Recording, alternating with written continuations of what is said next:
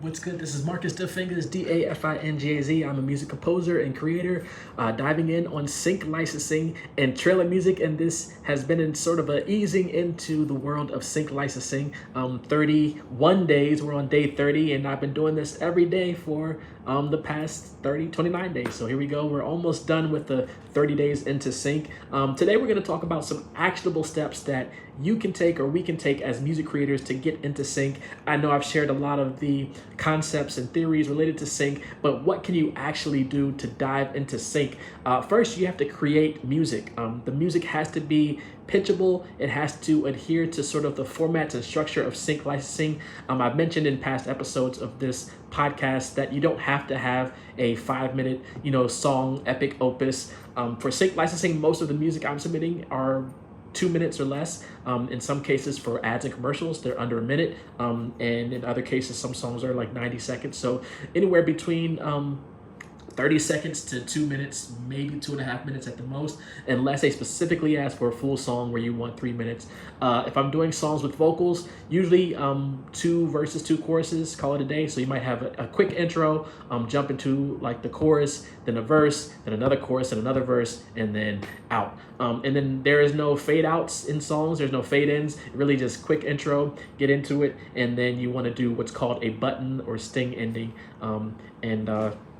That's basically the structure of your song. And maybe in another episode, we'll talk more about the formal structure. And of course, I'm putting some panels together for some events next year that will talk more about sync licensing and the structure for some of these conferences. So stay tuned for that. So once you have the music made and created and just adhering to the structure, you can start pitching your music. So I like to create starting out, let's say 3 to 5 tracks that are in a same genre. So you have 3 to 5 pop tracks, 3 boom bap hip hop tracks, 3 to 5 synthwave, whatever you want to call it, 3 to 5 trailer tracks, and you want to pitch it to libraries. So let's say you have a 5-track project, you want to pitch it to a library, and you don't want to wait for the perfect track to pitch to an ideal opportunity. You just start pitching to sync agencies and libraries and music supervisors and production companies because experience is the best way to learn. For me personally, I used to send tracks to other music creators, producers, composers for feedback, which is great, especially if it's the right composers. Getting feedback from Hans Zimmer, of course, would be, you might take that more valuable than just from some random composer on Facebook. But I stopped doing that and started focusing on sending the music directly to the libraries and music supervisors and getting feedback from them because they're the people who can place it in the project or help place it on with different projects and movies and television and video games and things. So getting feedback from the right people can help you get to the right places. So create the music, pitch your music. If you want to get into marketing, again, I like using Disco to create these playlists of tracks. I have my trailer playlist linked below. I have a sync sampler playlist with different genres outlined. So I have like pop, maybe R&B, hip hop, things like that laid out in the sync sampler. And I can send those links out to libraries and say, hey, here's some sampling of my music, some with vocals, some instrumental, and that can give them an idea of what I can create in different styles. For me personally, I like building the online presence. So the YouTube, this podcast, social media, Instagram, Facebook, Twitter, LinkedIn is great. Twitter is called X now. Threads, I don't really use Threads much, but LinkedIn is great for networking in the sync space and trailer space because a lot of the people that work at these sync agencies and trailer music companies and music supervisors for these big movie production companies are on LinkedIn, and a lot of them are checking their DMs. So I might send a message to, let's say, 1 week might be Disney week. It's like, okay, I'm going to find everyone I can find at Disney that's in the music supervisor / marketing / trailer area, and I'm going to send them a message, send them my trailer sampler on Disco, and see what happens. And I might not hear from someone for 2-3 weeks or sometimes longer, and then they respond 2-3 weeks later. Hey, we checked out your stuff. Let's have a meeting. Or it's like, hey, connect with this person.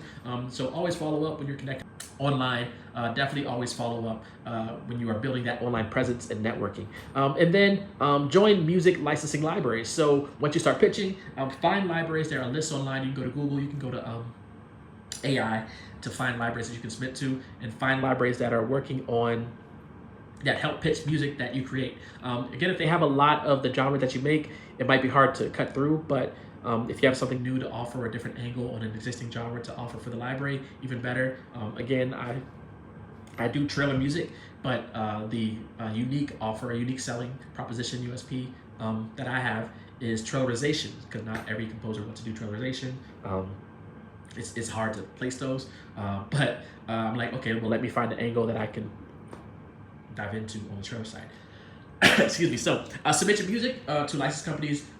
You have to debate whether you want to do exclusive and non-exclusive. I like exclusivity because it provides more value for your music, but not all libraries offer or work on an exclusive basis for your music. So debate whether you want to sign with those libraries. And I do work with non-exclusive libraries also, but I try to ask them, like, can they add an exclusivity option? Sometimes that works, sometimes that doesn't. But working with both does help widen your exposure and increase your chances of landing those sync placements. And then again, networking, like I said, LinkedIn, but attend industry events. Like I said, I hosted a panel at NAMM this year, 8 African Americans on stage talking about sync licensing. We're running it back next year, so fingers crossed. Hopefully I can get what I need to set that up. But industry events, networking, online, in person, conferences, workshops. This is how you find fellow composers, collaborators, music supervisors, directors. Join the Syncrets To Success Facebook group, which will be a link in the description to join that group, and check out the community there where we have people collaborating. I have a directory there you can sign up for, add your information, like, hey, whatever you do, you're a singer, rapper, writer, musician, what instrument do you play, what languages do you speak? Because sometimes I'm looking for a Spanish artist and I go to that directory and I'm trying to find a Spanish rapper, or I've been asked for like Russian singers or Italian singers. So join the Syncrets To Success group, add your information to the directory, because that's where I go, and I encourage people in the group to use that. There are people in the group who have created their whole rosters of talent from that group. There are people who are collaborating with each other on sync placements. And then there are other communities that host these meetups with music supervisors and agencies and different things like that, and directors. So definitely find these communities, join them, and participate in these events. Some of them are paid, some of them you can pay to submit your music, to have it played for a big, music supervisor. And then I've seen people get placements off of these networking events, especially in person. When you go in person, that's just a whole nother ball game. And then consistency. You want to stay consistent in sync licensing. You want to continue to create high quality music. Some people say you need to have like 1,000 tracks in your library to make decent living from sync. I don't know if that's the case. You get one track that lands you $50,000 placement, you're set. That's enough money for someone for a year, and some places 2 years.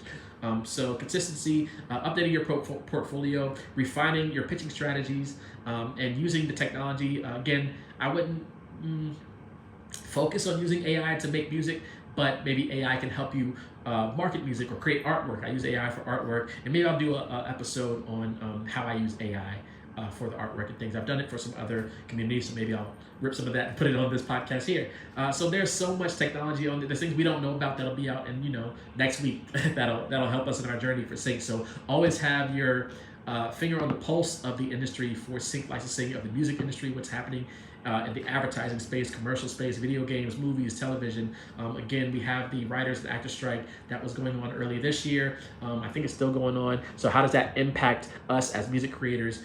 Should we focus on getting our music into those opportunities? Because will there be any new content coming forth, or will it be more of the reality show type stuff, because people are writing scripts, so now it's going to be more off script and freestyle shows and things like that. So that can help inform the type of music we create. So just keeping our ear to the ground, so to speak, for sync licensing trends and things like that.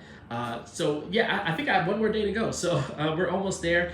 Tomorrow we will do sort of a recap of this whole series. Would love to get your insights in the comments of what you liked, what you didn't like, some topics that you would like to see in some future episodes. The goal, again, was to do 31 days, or the goal was 30 days, which we hit, but 31 days, the whole month of August, entering into the world of sync licensing. And, I'm glad that I was able to keep up with it, whether it was going live or recorded and just pre-uploading it. I do like the live element, because I'm just reading off my notes and trying to go off my notes here and experiences that I've had like over the last couple of days, and I can always recap that in the live experience. So let me know. Tomorrow we'll do a final recap, and I'm hoping to have something that I can share with you all by tomorrow. So hopefully I get my act together, can pull that together. So stay tuned. Thank you for checking out Syncrets To Success. Join the Syncrets To Success Facebook group, and also check out Disco, and follow me, DAFINGAZ, on social media. If you are interested in having a one-on-one chat, you can book a one-on-one chat with me to talk about sync licensing, networking, trailer music, anything you want in your journey, music business, marketing, things like that. So Thank you again, and I will see you on tomorrow's episode of Syncrets To Success. All right, peace.